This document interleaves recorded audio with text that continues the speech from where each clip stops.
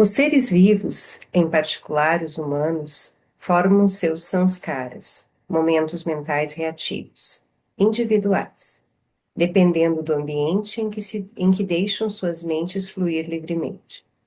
O hábito se transforma em natureza, e nesse estágio, até mesmo sentimentos desagradáveis podem se transformar em sentimentos agradáveis. Se você fere os sentimentos internos de alguém, decorrentes de suas tendências inatas, isto é, se você infringe um golpe em uma pessoa, a reação que é emitida a partir desses sentimentos feridos é conhecida como raiva. A raiva perturba a mente, o processo de pensamento, as células nervosas, as fibras nervosas. O corpo começa a tremer. O fluxo sanguíneo para algumas partes do corpo aumenta e o funcionamento do coração é perturbado. Há uma tremenda deteriorização da saúde. A raiva leva à morte prematura. Namaha Shivaya Shantaya. Com a presença da Ditka Malika. Namaskar. Que alegria estar aqui. Meninas, quantos anos de projeto já? Já fechou 5 também? Tem um monte de projeto fechando 5, né? Já 5 fechou anos, cinco. já fechou. Uhum. Que lindeza, parabéns, é lindo demais. Bom, muito feliz de estar aqui e, e quero comentar com vocês um pouquinho sobre algo que eu acho que tem a ver com o projeto de vocês, né? Que é um projeto que a Ditivane criou e vocês abraçaram e estão autônomas, independentes nisso, né? Inclusive, falar um pouquinho disso também, dizer o quanto é bonito, assim, esse processo de a gente se empoderar na missão de Baba, né? E assumir, contribuir com os outros. Isso me lembra algo que eu li e que me marcou muito, do Bhagavad Gita. No finalzinho do Bhagavad Gita, não sei se vocês já leram, se não leram, leiam, releiam, porque é um texto lindo. Krishna fala, né? Ler esse livro já traz muitos benefícios, mas tem que ser muito cauteloso, pode, né? Enfim, ele dá uma assustadinha, assim, das responsabilidades que a gente assume, das consequências de estar adquirindo tais conhecimentos tão profundos. Mas depois ele ainda fala, mas aquele que se dedicar a propagar com responsabilidade esses ensinamentos, esse será muito beneficiado, né, na sua vida. Então, só abrindo esse parênteses para dizer que lindo, assim, sabe? Quando a gente se empodera da missão de Baba de uma forma independente de títulos, já que a gente tem certo, uma certa hierarquia na Nanda Marga, né? Tem os que fazem isso, tem os que fazem aquilo, mas simplesmente pelo amor em propagar isso. Mas o que eu quero compartilhar com vocês fala então dos vritis, né? Esse trechinho que a Krishna Priya leu, ele fala da raiva. Mas antes de falar da raiva, eu quero falar de outros dois que também Baba traz no Namah Shivaya Shantaya, que é a ganância e o ego, a vaidade, o orgulho, tá?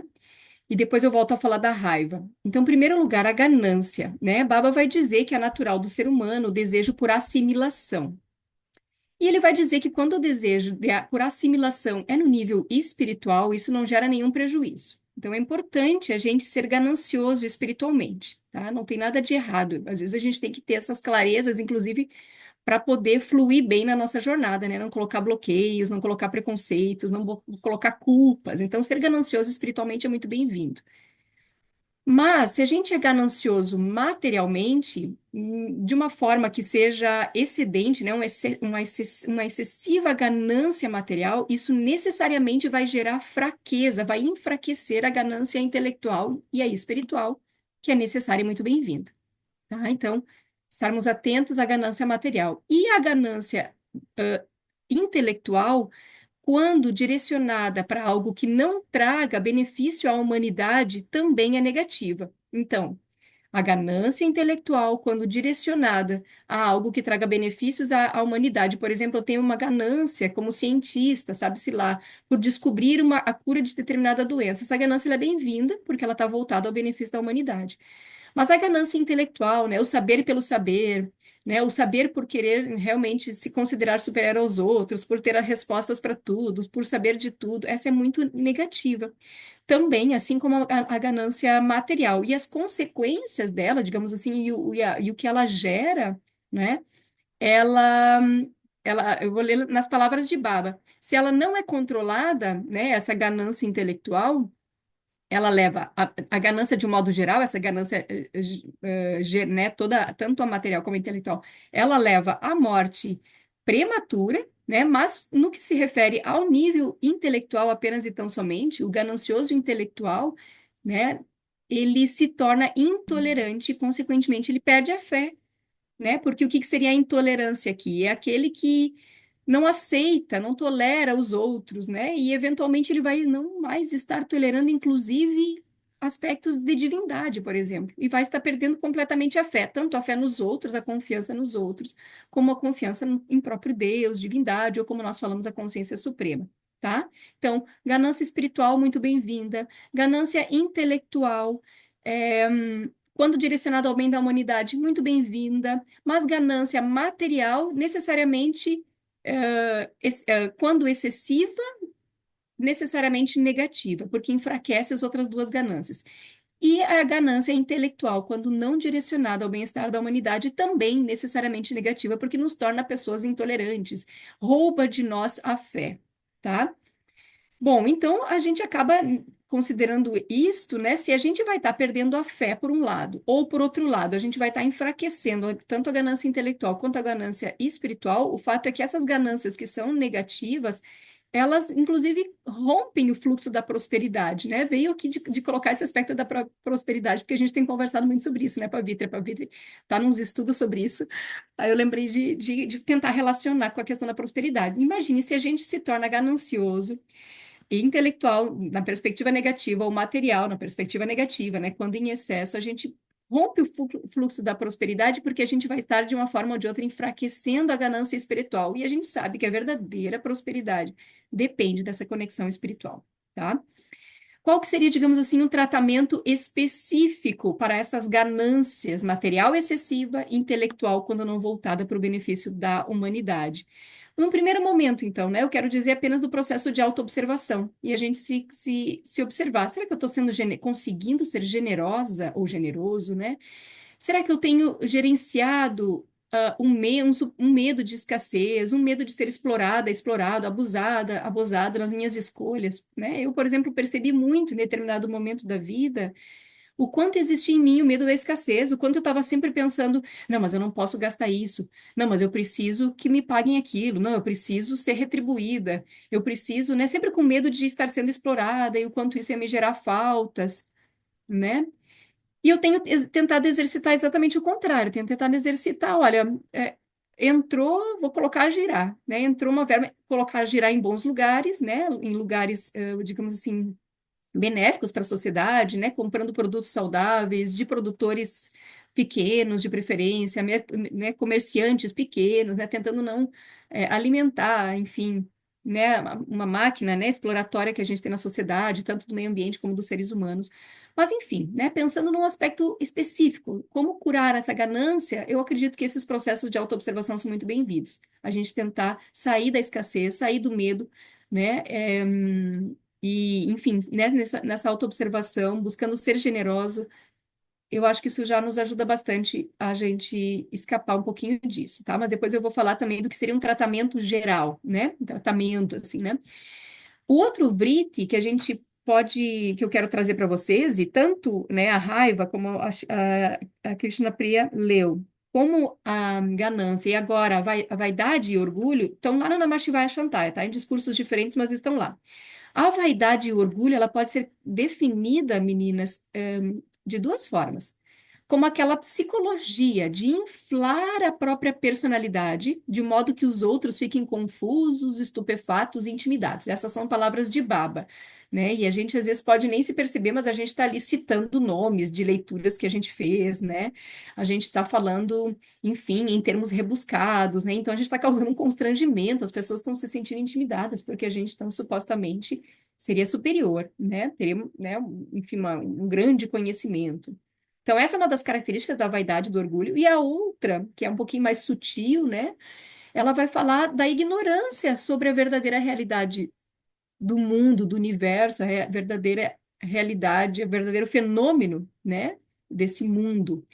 No que se refere ao fato de que existe, né, um princípio cognitivo, existe a consciência suprema gerenciando tudo, né? Nas palavras de Baba, Baba vai dizer que essa vaidade e orgulho é decorrência do esquecimento de que o princípio operacional, responsável por todas as ações e, portanto, nós, de certa forma, que nesse sentido cabe falarmos nós, como princípio operacional, depende absolutamente do testemunho do princípio cognitivo, ou seja, de fato, nós não temos total autoria de nada, né? Então, essa vaidade não faz sentido, porque nem somos nós, em último nível, que está agindo, que está fazendo, que sabe das coisas, tá? Qual a consequência dessa vaidade, desse orgulho, né? Então, esses sujeitos, né, ou nós, quando diante desses vrites, dessas tendências mentais, nós acreditamos que não temos nada a aprender com os outros. Com isso, perdemos a humildade do aprendizado e, consequentemente, isso é muito sério, né? Como tudo é movimento, o nosso universo é jogado, se a gente não consegue mais avançar, a gente necessariamente retrocede. Então, Baba vai dizer que Shiva teria dito, né? Arrancará Patanasayamulam. O orgulho precede a queda. O orgulho precede a queda, né? Bom, qual que seria, digamos assim, um tratamento específico para esse vrite, né?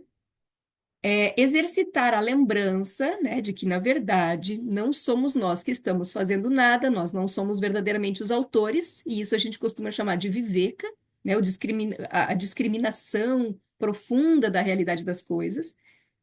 E acredito que também podemos aqui nos valer de Brahmacharya, né? Lembrar que todos são manifestação dessa consciência suprema, então todos são mestres, todos são tão grandiosos, igualmente grandiosos como nós. Todos somos manifestação dessa consciência divina, todos somos grandiosos, né? Para finalizar, é o Vriti da raiva, então, que foi o trechinho que a Krishna Priya leu. Vários aspectos Baba fala ali, e nesse eu quero começar falando das consequências, né? Que Baba vai falar, então, ali no trechinho, exatamente as palavras dele, né? A raiva perturba a mente, o processo de pensamento, as células nervosas, as fibras nervosas, o corpo começa a tremer, o fluxo sanguíneo para algumas partes do corpo aumenta e o funcionamento do coração é perturbado. Há uma tremenda deterioração da saúde. A raiva leva à morte prematura, né? Então, são graves as consequências dessas tendências mentais. Mas o que é muito legal nesse trecho, e por isso que eu deixei ele por último, é que ele vai falar que a raiva é consequência, ou melhor, ela é sinônimo, ela surge quando uma tendência inata nossa é ferida, né? Eu não sei se você chamou atenção disso para vocês, eu acho que numa leitura só é difícil de pegar, eu pelo menos não sou tão rápida assim, mas eu tive que reler para perceber que Baba vai dizer, se você fere os sentimentos internos de alguém, decorrente das suas tendências inatas, isto é, se você inflige um golpe em uma pessoa, a reação que é emitida a partir desses sentimentos feridos e conhecidos como raiva. Então, quando a gente sente raiva, na verdade, a causa disso é que um sentimento que nós carregamos dentro foi a gente sentiu como atacado, a gente, né, alguém supostamente teria atingido essa tendência inata, esse sentimento inato que eu carrego dentro, né? Pensando dessa forma, qual que seria aqui o tratamento específico que nós podemos dar para a raiva, né? Claro, sempre, né, a gestão da nossa impulsividade, que é o que nós costumamos pensar quando a gente pensa na raiva, eu tenho que controlar minhas emoções, eu tenho que tentar não explodir, né? Mas o que Baba está falando aqui nos leva a um outro aspecto, que seria importante a gente olhar para gerenciar a raiva, então, né? Fazer, digamos assim, essa cura desses sentimentos internos, porque quanto mais purificado eu estiver internamente, menos eu sentirei raiva, porque menos coisas, vamos dizer assim, estarão ali, estão ali disponíveis para serem atacados, né? Daqui a pouco alguém fala algo, não tem nada para ressoar aqui dentro, outro age de uma forma, não tem nada para ressoar aqui dentro, a raiva não vai acontecer. Eu achei tão bonito isso, me chamou a atenção, porque às vezes a gente costuma dizer, né? O senso comum é Você se ofende ou você sente raiva porque ressoou com algo dentro. Mas quando a gente encontra isso em Baba, numa forma, pelo menos para mim, oh, agora sim, tá? Não só por um dogmatismo meu, né, de acreditar apenas no que Baba fala, mas é porque tem uma razão ali por trás. Me parece que, pelo menos eu me sinto mais convencida normalmente pelas palavras de Shri Shri Anandamurti, porque vem com uma ciência, vem com um conhecimento que sai do senso comum, né? Então, a importância de a gente realizar, né, vamos dizer assim, essas curas de tudo que nós carregamos, para que daqui a pouco eu tenho cada vez menos e menos e menos questões internas que poderão ser chocadas diante da atitude de alguém, né? E talvez vocês vão perceber na prática de vocês, na vida de vocês, cada vez a gente se ofende menos, cada vez a gente se importa menos, daqui a pouco a gente até tá rindo, quando alguém tem uma atitude que antes nos levaria a ficar muito triste ou ter né, uma atitude raivosa, né? Cada vez a gente tem mais compaixão das pessoas por estarem tendo um tipo de comportamento. Cada vez a gente se torna humilde e pensa, olha, a pessoa falou isso, será então que eu tenho que mudar mesmo, né? A gente quer aprender com aquilo que vem, ainda que venha às vezes de uma forma agressiva, ainda que venha tudo torto. A gente está tão purificado dentro que a gente, né, aceita, tenta entender que o processo às vezes é da pessoa, inclusive tem a grandiosidade. Eu acho tão bonito de olhar para dentro e dizer, tá, mas o que que eu posso, quem sabe, aprender ainda com isso, né? Mas o que eu queria ressaltar aqui no final dessa nossa conversa, para depois a gente poder conversar e vocês também me dizerem como é que vocês sentem isso, é, existe um tratamento geral, né? Eu fui dizendo assim, tratamentos específicos, né? Pequenas questões que eu acho que cada um desses vrites podem ser, né? Pequenos tratamentos que a gente pode usar para cada uma dessas tendências, desses vrites, né? Os específicos, o que que eu posso fazer para cada um deles? Ganância, a vaidade e a raiva. Mas o que eu considero muito, eu sou muito fã, acho que vocês também, né? Exatamente por estarmos nesse projeto Yoga das Irmãs, como um tratamento geral são as asanas, né, gente? A meditação também, claro, porque a gente está trabalhando direto na glândula pineal e a gente sabe que é harmonizada, né? A glândula pineal, harmonizado o funcionamento, a liberação de todas as, né, os hormônios, né? Enfim, da química relacionada à glândula pineal, a gente vai estar influenciando as demais glândulas e com isso harmonizando também, né? A produção hormonal delas e, consequentemente, controlando os vrites associados a cada uma das glândulas. Mas, não sei vocês, mas para mim a meditação, muitas das vezes, me parece que né, a meditação é uma batalha. Então, às vezes, eu sinto, ó, parece que alguma coisa aconteceu aqui hoje, né? Outras vezes é mais a gente ali no nosso esforço, nossa dedicação, tentando aprender a gerenciar a mente. Então, a gente não consegue controlar tanto os efeitos que virão com a meditação. Com certeza, eles estão vindo. Da boa e da má meditação está vindo sempre muita coisa. Mas o fato é que os asanas, né? E por isso que a gente pode, inclusive, usá-los como yoga terapia, né? A gente pode ir direto no alvo. Estou precisando controlar minha raiva. Vamos pensar, vamos pegar esse vrite, né? Já que foi o último que eu falei. Vamos lá trabalhar o manipura. Vamos controlar aquela questão ali. Ou, né? Indo mais fundo nessa questão. Bom, a raiva decorre das tendências inatas. Vamos fazer um trabalho de harmonização de todas as minhas glândulas para controlar todos os meus vrites, todas as minhas tendências mentais e daqui a pouco me tornar cada vez mais purificada, a ponto de não ter nada a reagir diante de atitudes e falas que venham de outros, né, que venham de fora. Então, assim, durante o treinamento mesmo, né, eu vivenciei, assim, muitas situações, e acho que vocês vivenciam também, né, de muitas pessoas devotas e praticantes, né, dessa filosofia tão linda, mas com uma resistência aos asanas, né, porque, enfim, é mais uma tarefa, é mais trabalhoso do que simplesmente sentar em meditação. Sentar em meditação a gente até dorme, dependendo, né? A gente pega um soninho gostoso ali, mas, né, sai depois dizendo, eu fiz minha meditação, não tenho culpa se eu dormir, né? Os asanas não, é um movimento, enfim. Então, exige um esforço maior, mas como é fundamental. E Baba, para nos puxar mesmo, sabe, querendo nos reforçar a importância disso, ele disse algo que eu não conheço em outra tradição, né? Se alguém disse também nesse mesmo nível, o quanto que os asanas precisam ser praticados 2 vezes por dia.